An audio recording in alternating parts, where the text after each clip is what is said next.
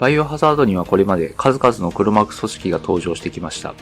その中でもバイオハザード4に登場したロス・イルミナドス教団は T ウイルスなどのウイルス兵器に代わる新たな寄生体の脅威をもたらし、その後のバイオハザードシリーズにも影響を残した組織です。今回は RE4 の発売を前にロス・イルミナドス教団を徹底解説していきます。本チャンネルではバイオハザードシリーズの考察、解説、検証を中心にした動画配信をやっておりますので、興味のある方はチャンネル登録をお願いいたします。それでは行ってみましょう。アイエスター、またろう。起源。ロス・イルミナドス教団の原型は、バイオハザード4の舞台であるヨーロッパ、イベリア半島に古くから存在していた古代の原始的な宗教に由来します。この宗教はプラーガ崇拝を展開し、周辺地域の大きな脅威となっていました。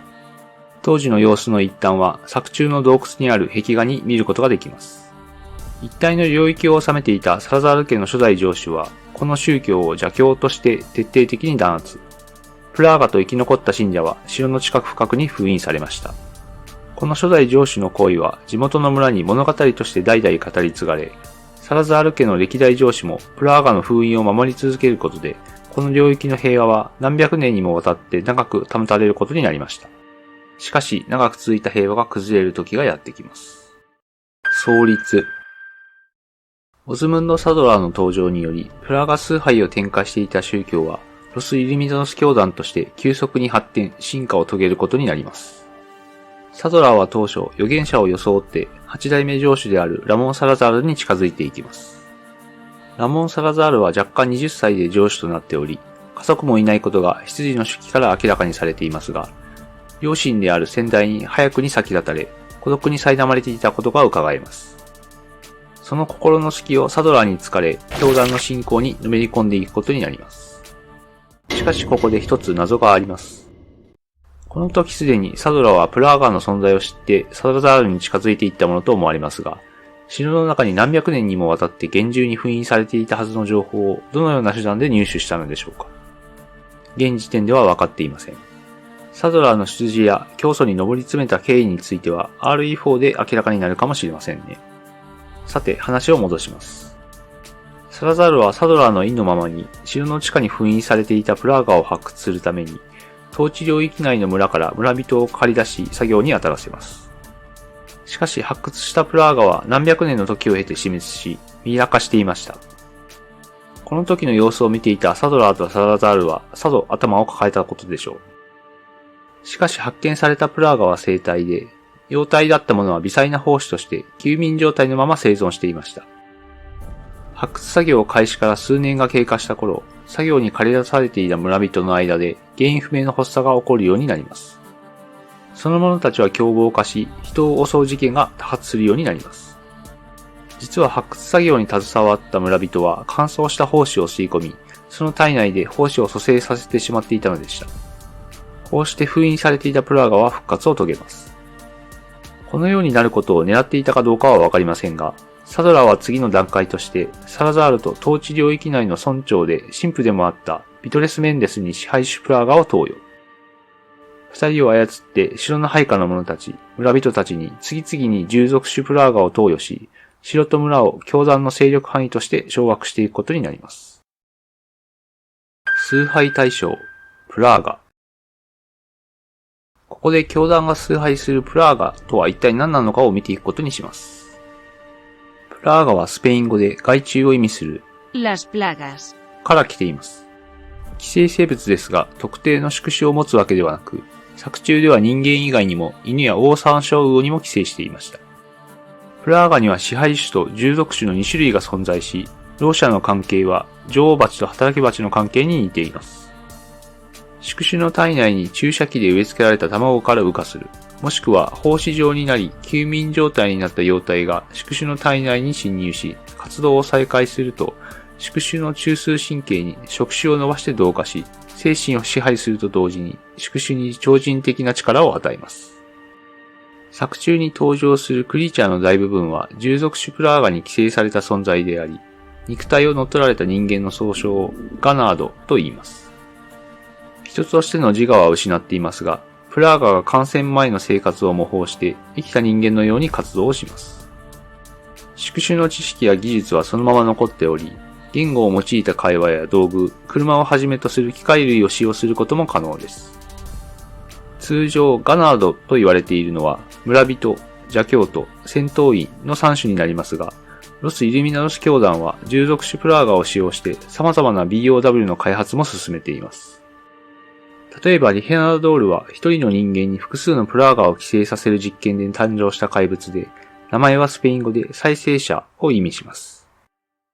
文字通り体の欠損箇所を短時間で修復できる異様な代謝能力、それに伴う高い耐久力を獲得しているクリーチャーです。また、ウェルデューゴは昆虫の遺伝子を用いた応用実験の完成形で、同じ昆虫を使用したノビスタドールよりもはるかに高い戦闘能力を持ちます。両手の爪を用いた格闘戦に加え、先端に刃のついた伸縮自在の尾を鞭のように振り回し、全身を包む外角は銃弾を弾くほど強固な防衛能力を持つなど、開発された BOW の中では最強の性能を持つクリーチャーです。一方で支配種プラーガを投与されているのは教団の幹部クラスに限定され、作中ではビトレス・メンデス、サラザール、クラウザー、そしてサドラー本人の4人になっています。サドラーは教団の教祖に代々受け継がれている杖を持っており、犬笛の要領で音波を発生させ、従属種プラーガの投与者を従わせることができます。ただ支配種プラーガを投与された者には自分の意識が残り、この杖も効力がないため、サドラーも裏切りを警戒して幹部に投与する人数を制限せざるを得ませんでした。支配種プラーガの投与者はガナードのように限界以上のダメージを負った場合だけではなく、自身の意思で変異を行うことが可能であり、その戦闘能力は従属種プラーガを上回ります。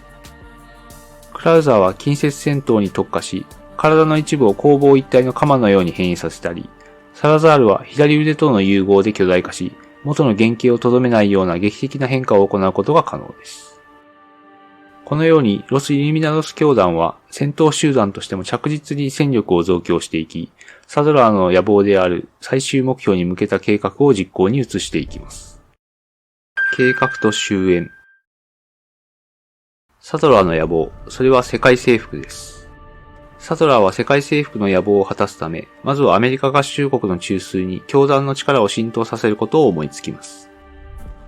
合衆国の権力は議会や各行政機関、軍、民間の巨大企業など複数の組織にまたがっており、サドラーは大統領を中心に権力者たちを効率的に支配しようと考えました。時を同じくしてアルバート・ウェスカーの組織に所属していたジャック・クラウザーは、ウェスカーの指令を受け、支配種プラーガのサンプルを奪取するため、ロス・イルミナドス教団に近づいていきます。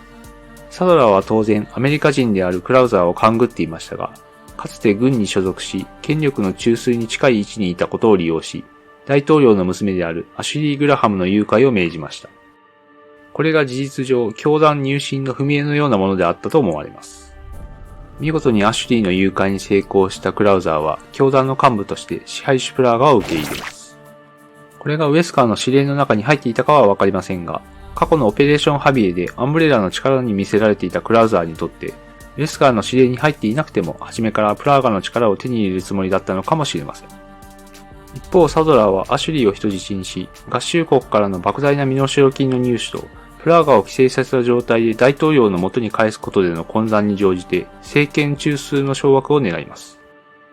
結局、アシュリー誘拐が引き金となって、計画の実行前にエージェントであるレオンを呼び寄せてしまうことにつながり、教団は崩壊の道をたどることになります。レオンは支配下に置いている村や城を次々に突破し、教団幹部であるビトレス・メンデス、サラザール、クラウザーも次々に撃破。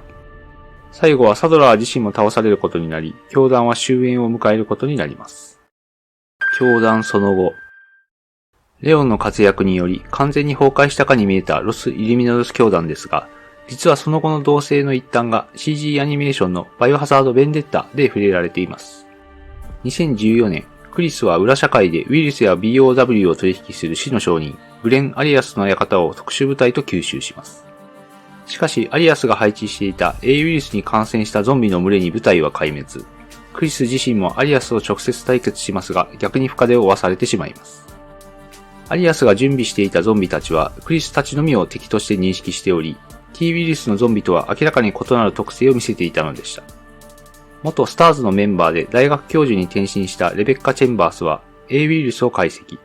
かつてレオンが対峙したロス・イルミナノス教団のプラーガにウイルスの特性が近いことを発見するのでした。ロス・イルミナノス教団の残党はアリアスの組織にプラーガの技術を供与し、A ウイルスの作成に貢献していたということになります。詳しくはネタバレになるので、まだ見ていない方はベンデッタの本編を見ていただきたいですが、アリアスの最終形態への変異はサラザールの変異を彷彿とさせるものになっており、ロス・イルミナノス教団の残党には未だにプラーガの技術が深く残されていることが伺えます。残念ながらロス・イルミナノス教団の残党メンバーが誰なのかまではベンデッタの中で触れられていませんが、今後のシリーズ作品の中で登場することがあるかもしれませんね。はい、今回はバイオハザード4に登場したロス・イルミナノス教団の全貌を徹底解説してきました。RE4 で教団の設定に変更要素があれば追加で解説・考察をしていきます。それでは次回の動画でお会いしましょう。